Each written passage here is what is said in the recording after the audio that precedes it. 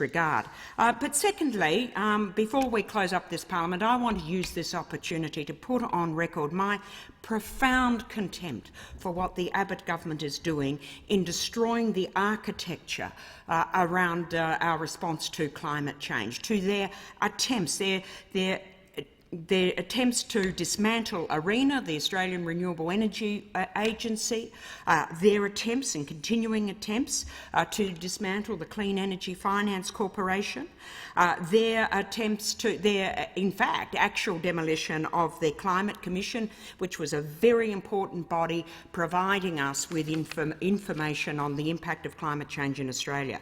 And meanwhile, what is happening on the international front? We are a joke. We are being mocked by countries around the world. Brazil noted that Australia's current 5% reduction target for 2020 was a low level of ambition.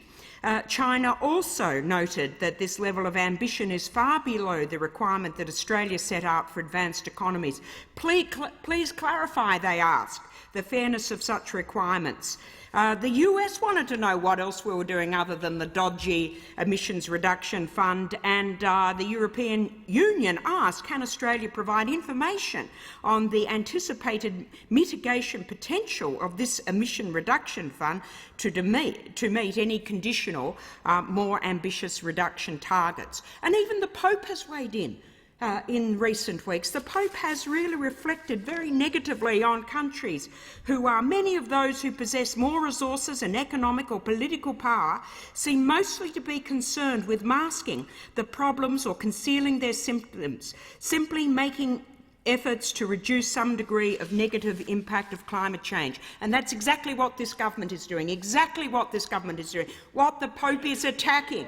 What the Pope is attacking is those people with political and economic resources paying lip service and, in fact, not taking substantial. But it's not just the Pope. Of course, we have retired Admiral Chris Barry, who this week said, most people I work with defence actually get this. They understand about climate change and they want to they are enthusiastic to get to grips with it.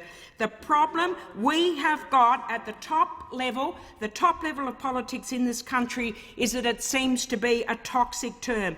This is bad news and they know it's rubbish, so let's get real about it and let's start having a decent conversation. And I say I know that there are decent members on the other side of the House, but you are allowing Tony Abbott to fail you, to fail your children and to fail your grandchildren, fail our community by not doing something meaningful on climate change.